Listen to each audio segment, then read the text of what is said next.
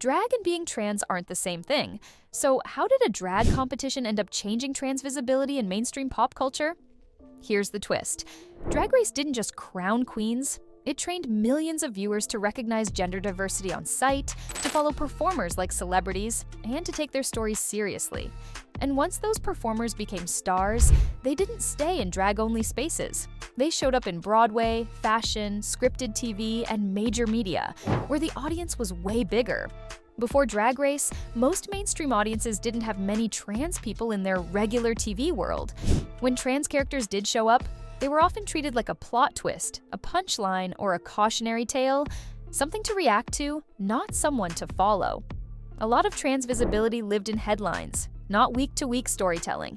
That meant viewers formed opinions from stereotypes, not relationships.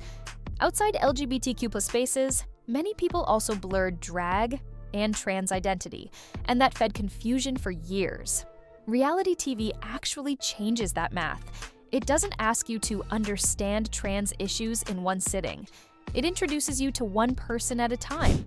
You learn their humor, their goals, their insecurities, their friendships, and you watch them win, lose, and keep showing up, like any other star.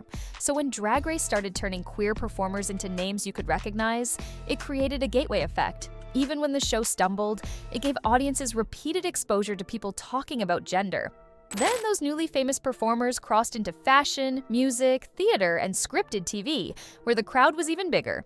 In 2009, RuPaul's Drag Race launches and starts doing something queer TV hadn't done at scale in years. It turns performers into recurring characters you follow, quote, and root for. By 2013, the gateway effect gets real.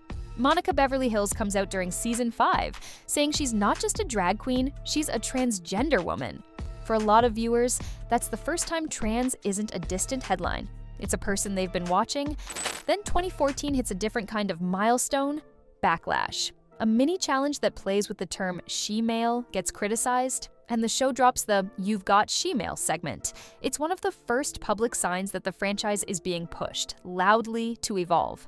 In 2017, Peppermint competes on season 9 as an out trans woman from the start. That matters because it's not a surprise reveal. It's baked into her public identity, covered in mainstream entertainment press, and treated as part of her star profile. In 2018, the conversation explodes outside the fandom. RuPaul's comments about trans contestants trigger a broader cultural fight, and the show becomes a reference point in mainstream debates about inclusion, gatekeeping, and who counts. By 2021, the franchise starts signaling change on screen. The catchphrase shifts to "Racers, start your engines," Gottmik appears as the first trans man competitor, and Kylie Sonique Love wins All-Stars 6, a headline-level proof that trans winners are now possible. In 2022-2025, the special case era fades. Season 14 becomes notably trans-inclusive, and Willowpill wins, then Sasha Colby wins Season 15 in 2023, and in 2025, Valentina publicly comes out as a trans woman, showing how Drag Race fame can amplify trans visibility far beyond drag spaces. So, what changed outside drag? Not just more visibility, but the type of visibility. First, Drag Race built a repeatable celebrity pipeline. Before, a lot of drag fame stayed local: clubs, tours, word of mouth. Drag Race turned contestants into recognizable public figures, people you could book, interview, cast, and market, because audiences already cared about them. Second, it normalized trans performers in mainstream entertainment coverage. Instead of being framed only as a trans story, more and more coverage treated them like what they are: artists with careers. That shift matters because it changes who gets invited to the table in the first place. Third, the beauty and fashion world got louder. Drag Race helped mainstream the idea that gender expression is creative, editorial, and sellable. Then trans contestants and alumni didn't just participate, they led conversations about style, makeup, and image in spaces that reach straight audiences too. Fourth, it made the jump to scripted TV and theater feel natural. Once viewers have met someone on a long-running show, it's easier for a casting director and an audience to accept them in a totally different lane. That's how you get crossover careers that have nothing to do with a lip sync. Fifth, it upgraded public vocabulary. Not perfectly, not overnight, but for a lot of people, Drag Race was their first exposure to pronouns, transitions, and the idea that identity and performance aren't the same thing. And finally, the global footprint matters. When the franchise expands across countries and platforms, the ripple effect isn't just American, it becomes a pop culture export. Now, let's prove it with receipts. Real examples where that visibility graduated outside drag. When I say these stories graduated outside drag, I mean the moment a Drag Race name becomes recognizable in spaces that aren't drag venues. Broadway bills, fashion editorials, scripted TV credits, and big media interviews too suddenly. Peppermint is a clear example. After season 9, she wasn't only a club headliner, she stepped into Broadway with head over heels. For theater audiences, that's a different stamp. You're buying a ticket, reading a playbill, seeing a trans woman in the cast. Once a performer is Broadway real, the conversation shifts from identity as debate to talent as fact. Now, watch what happens in beauty and it spreads fast. Gottmik flips the script in a different lane, trans mask visibility through glam. He arrives on season 13 as a working makeup artist, and Drag Race blasts that into the mainstream. A trans man is suddenly centered in beauty and fashion conversations, not as a topic, but as a tastemaker. And because makeup culture lives on social media and editorials, that visibility travels beyond fandom. Next, scripted TV. Quick pause. If you want the rest of this ripple effect, hit like and subscribe. Jiggly Caliente shows how the gateway works for scripted TV. After Drag Race, she lands a recurring role on FX's Pose as Veronica Ferocity. That matters because Pose reaches viewers who might never watch a drag competition. In that world, she's not a contestant. She's a character in a prestige series. And once audiences see that, it's easier to accept trans talent everywhere. Next, fashion. Carmen Carrera is the fashion world angle. She appears on Drag Race early, then becomes known for modeling and advocacy as a trans woman. For fashion media, that links two worlds: reality TV fame and legitimacy. When a trans woman is treated as a model, styled, photographed, interviewed, the audience learns to see trans femininity as celebrity, not a spectacle, to the masses. Next, what a win does. Kylie Sonique Love proves how much a crown changes the volume. When she wins All-Stars 6, she's not just a trans contestant.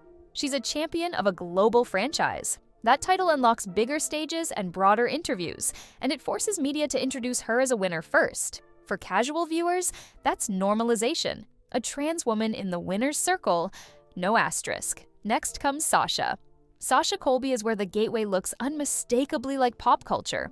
Her season doesn't just crown a performer, it puts a trans woman at the center of the franchise's spotlight. After she wins, the coverage isn't only about a finale. It's about a star. She's profiled, photographed, and booked in ways that reach people who don't follow drag at all.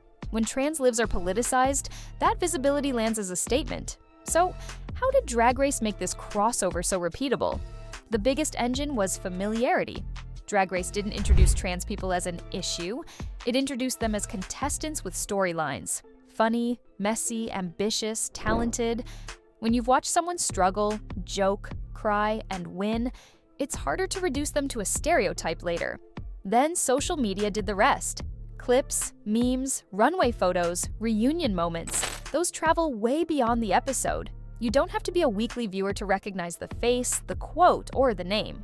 That's how a niche show turns into a culture feed. The press machine matters too. Once Drag Race became a global franchise, the winners and breakout stars weren't just booked, they were covered. Interviews, photo shoots, red carpets, brand deals. Those are pop culture pipelines. And here's the quiet trick. Fans follow people, not formats. So when a performer crosses into Broadway, fashion, or scripted TV, the audience crosses with them. Research on media representation often finds that repeated, humanizing exposure can shift attitudes. Drag Race delivered that exposure at scale, imperfectly but powerfully. Now, the downside. Drag Race's impact is real, but it wasn't clean.